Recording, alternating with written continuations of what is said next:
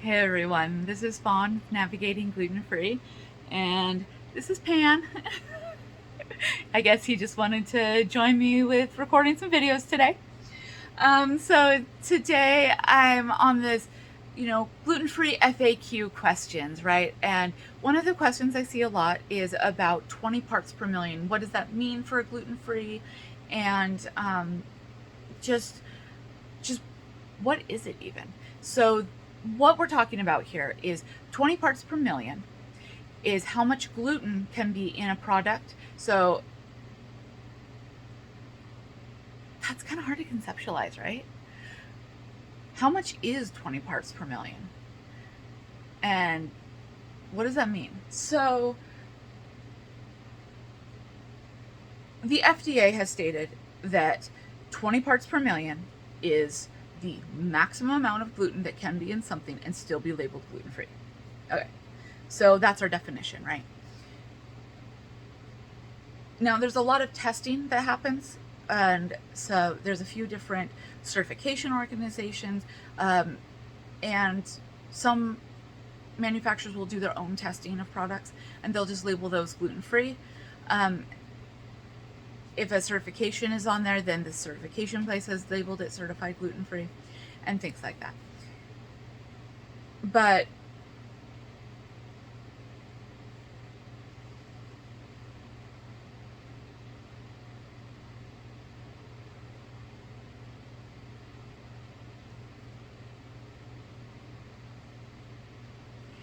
I was reading some studies that was actually talking about whether 20 parts per million is where we want to go with this.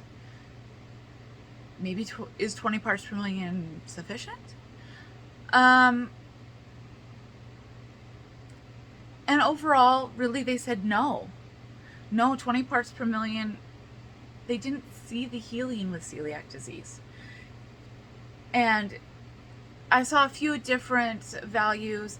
I did one of the certifications, the GFCO, is testing down to 10 parts per million. And so if you're looking for that GFCO certification, you are going to make sure that you are under that 10 parts per million. And that's really the important thing for if you have celiac disease. Now, this is also important if you are really sensitive to gluten for whatever reason. You may have developed celiac disease and the test just didn't show it yet.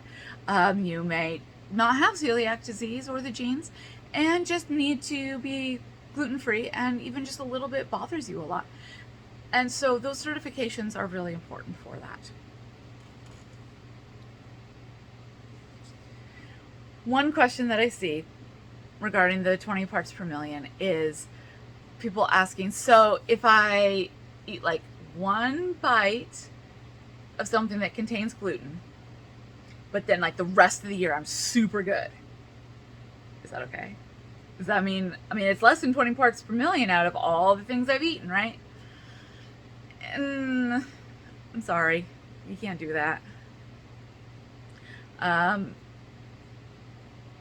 what we're referring to with the 20 parts per million is if in each bite you can have up to 20 parts per million in that bite, right? And that the reason for that is that so celiac disease is an autoimmune condition, right? And so as it's going through your system, your system, like if it's less than a certain amount, less than 20 parts per million, some people need it to be less than that, then your body can essentially ignore that amount. If it's more than that, then it triggers that autoimmune response, which is how we get the problems of celiac disease, right? But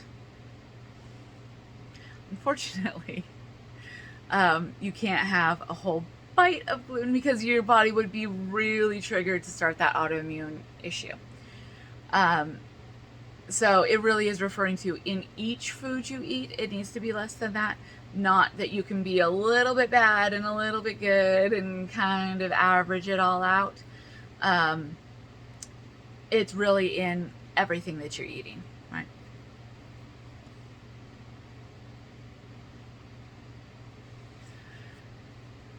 So something else that I just wanted to throw out there was just a way of conceptualizing like what is 20 parts per million, right? So if you think about it, something I was just thinking about that has like a lot of little pieces is rice, right? So if you have rice and you have 1,000,000 grains of rice, so that's actually like, how many pounds is that? 150 pounds of rice. So one of those like big bags you get in the store, you know, they're about this big. Those are 2 pounds. So we would need like 75 of those bags to get 1,000,000 pieces of rice. Okay. And then at that point, 20, up to 20, no more than 20 grains of those would be able to be like the gluten pieces if we're talking about 20 parts per million, right? And so then if we go back to thinking about the larger bags you get at the store, right? That would be able to have like 1/4 of 1 grain of rice worth of gluten in it to be at the absolute maximum amount of gluten if there were no gluten from any other sources, right? So that's one way to just try to think about it. Another way, and of course I just had to do the weird math on this, right?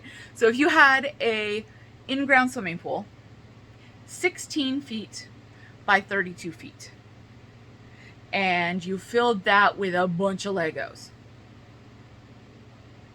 that's about 1,000,000 pieces. And then if you had just 20 of those, like think about how big that is. That's so many Legos. And just 20 of those could stand for that gluten. So 20 parts per million, it can be kind of difficult to like conceptualize how much is that and stuff. It's really small though. It's really, really small. And you know, now we have testing that shows a little bit more sensitivity, and we can get down to 10 parts per million. Some testing even goes as low as like 3 parts per million, and we really need to be going towards that.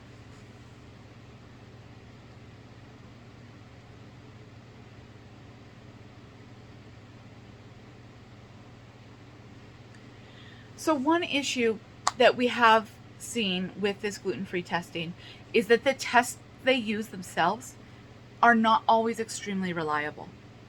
I was looking into getting some gluten-free tests for myself, and I found that there was something that was really interesting. If the test has too much gluten, so if you say tested a piece of white bread or something, regular white bread, it would have so much gluten that the test may give you a false negative. It might say this is gluten-free because the test was so overwhelmed. So what the company I was looking at did is they had what they call a hook, and the hook is a backup method of testing. So if the that test was testing, if I think that it was more than like 20,000 parts per million, then it was giving this this hook response. So it was saying yes, it has more than 20,000 parts per million. So even if one side of the test was saying that it was gluten-free because it got overwhelmed, then this other side was saying that. And so that just shows me that some of the testing can be a little bit unreliable. There was also some studies that I was looking into, and they showed that a lot of the testing didn't have equal results. Like there wasn't one test that was like, yeah, this is accurate all the time. You know, some of the tests did better than others, but they all had different values. And some of that can be due to just different values in the testing pieces. But of course, these studies were, they had large enough numbers of tests that they were doing that should have come out. And so there's a lot of these different tests that you can run. And these are the ELISA, ELISA, is the acronym for them. And so the ELISA 5 is the standard one that is used. And I mean, that's as good as that we can really get. And so we have to trust that. But just knowing that there are some challenges with that is really good as well, because even though it's certified gluten-free, we still have to be careful. And, you know, I hate to say this, whole foods, like whole foods that are naturally gluten-free, it can be really hard. It can even be really expensive. But if we can stick to whole foods that are naturally gluten-free as much as possible, then we're going to save ourselves as much trouble as possible. Because the more manufacturing that goes into it, the more potential of gluten contamination there will be in our foods.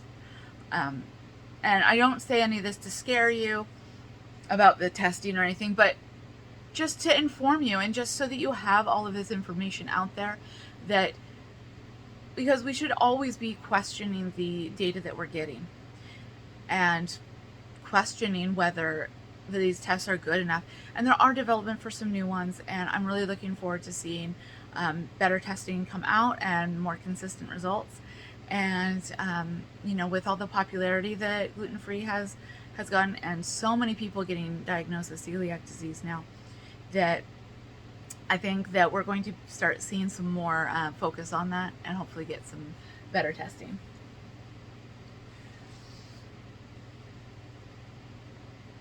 So just again, the importance that we have with 20 parts per million gluten compared to the rest of the pieces,